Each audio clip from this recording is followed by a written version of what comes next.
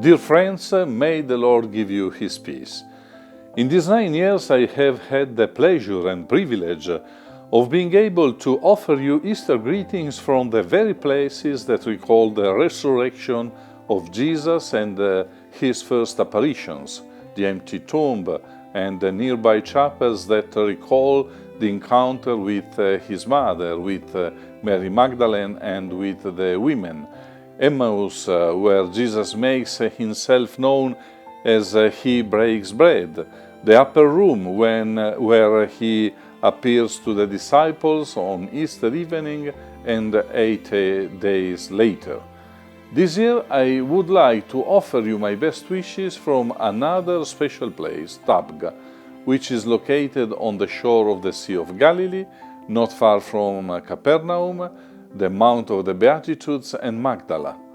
Jesus had asked Mary Magdalene to announce to his brothers that he had risen and that he was going ahead of them to Galilee, and that there they would meet him again, where it all began 3 years earlier.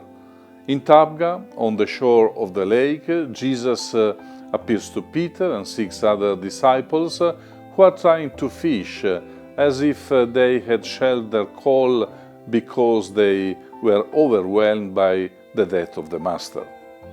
In Tabgha, the risen Jesus appears at dawn, when it is no longer night but not yet day. It appears when it is more difficult to recognize the face but not the voice. The risen one appears and asks once again to fish, though fishing now seems futile.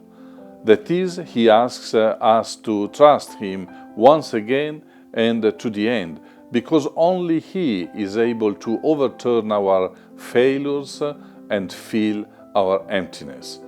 The risen one appears and asks Peter the most important question, the same one he asks us. Do you love me more than everything and more than everyone? If you really love me, you can start following me again. If you really love me, you can start taking care of the people I entrust to you. If you truly love me, you too will be able to give your life completely to the very end, just as I did. If we want to celebrate Easter, if we want to celebrate it fully, we too must learn not to remain imprisoned in an empty tomb.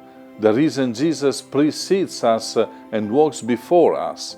If we want to celebrate Easter, we cannot remain imprisoned in our personal failures, on the human level as well as on the religious level.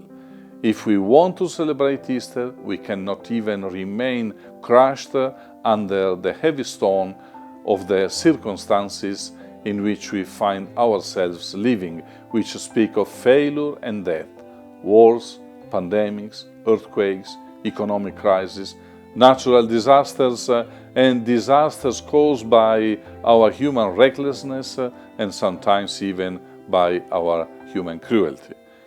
The risen Jesus has already overcome all these and only asks us, do you love me to the point of trusting me totally? Are you willing to start over with me? Do you want to put me back at the center of your life? Then and only then will He be able to say to us once again, follow me and take care of the people I entrust to you, and together with me learn to give your life.